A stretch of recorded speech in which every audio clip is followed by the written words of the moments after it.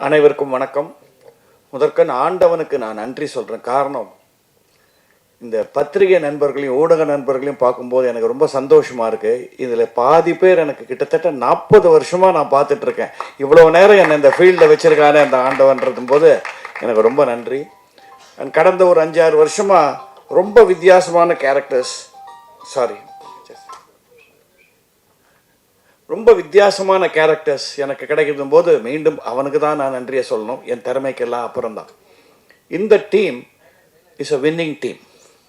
அவங்க நீ ஃபார் எவர்னு சொன்னதுக்கு என்னென்னா, ஆடியன்ஸை நம்பி சொல்கிறாங்க. நல்ல சப்ஜெக்ட்ஸை கொண்டீங்களா, நீ forever you will come to the மூவிங்கிறத வச்சு தான் அவங்க இந்த படத்தை எடுத்திருக்காங்க.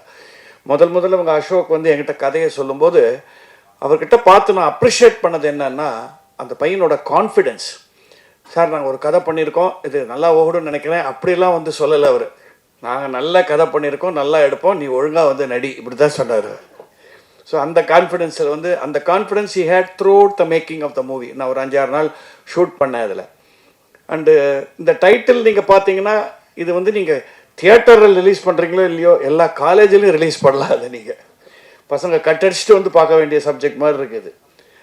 என்கிட்ட அவர் கேட்டார், என்ன சார் அது சப்ஜெக்ட் பற்றினோடனே, இந்த வாட்ஸ்ஆப்பை பற்றி அப்படின்னாரு. அதை கொஞ்சம் எக்ஸ்பிளைன் பண்ணுறீங்களான்னு கேட்டேன்.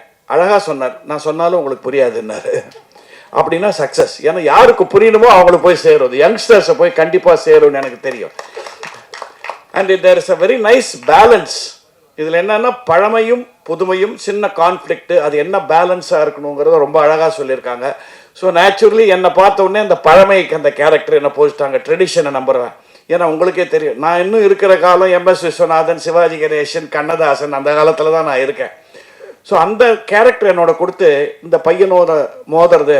And Sudarshan, your very good future for the Tamil field. It's a good hero. நீங்கள் பாருங்கள். ஸோ ரொம்ப நல்லா பேலன்ஸ் பண்ணி விட்டுருக்காங்க. நான் ஏன் இதை தைரியமாக சொல்கிறேன்னா, நான் அந்த படம் பார்த்தாச்சு.